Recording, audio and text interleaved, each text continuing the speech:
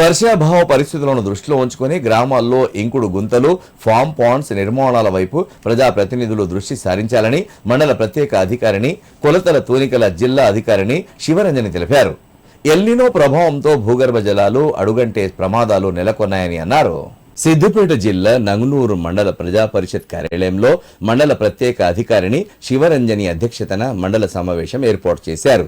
ఈ మేరకు ఎంపీడీఓ లక్ష్మప్ప ఆధ్వర్యంలో నిర్వహించిన మండల సమావేశంలో పలు శాఖల పనుల పురోగతిపై ఎజెండా అంశాలతో ఆయా సంబంధిత శాఖ అధికారులు చదివి వివరించారు. పూర్తి నివేదికతో కూడిన సెట్ ను ప్రజాప్రతినిధులకు అందరికీ అందించకుండా మండల సమావేశంలో కేవలం చదివి వినిపించడం ఏంటని అధికారులను వ్యవసాయ market committee chairman Devulapalli Yadagiri ప్రశ్నించారు.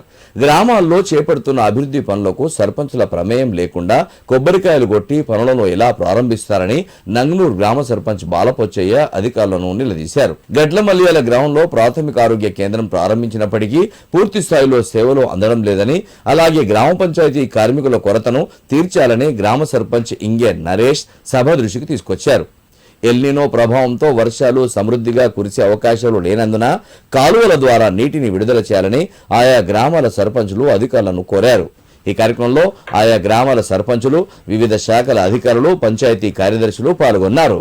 కలెక్టర్ గారు గ్రామ సభలు నిర్వహించి చెప్పడం జరిగింది. ప్రతిదీ కూడా ఇప్పుడు దాని గురించి ఒక అధికారులు కాదు, ప్రజాప్రతినిధులు కాదు, ఇంకా వ్యక్తిగతంగా మనము ప్రతిదీ సేవ్ చేయాలి వాటర్ని. అంటే ఇందిరమ్మ ఇళ్ళ దగ్గరనే ఇంకోటి గుంతలు కాదు, మన దగ్గర ఎవరైతే కొంత ల్యాండ్ ఉన్న వాళ్ళు ఇంకోటి గుంతలను ఏర్పాటు చేసుకోవాలి. దానివల్ల నష్టం లేదు. దాని ఉద్దేశం ఏంటిది అనేది రానున్న రోజుల్లో మీకు అర్థమవుతుంది. ఇప్పుడు చెప్పడం అది గవర్నమెంట్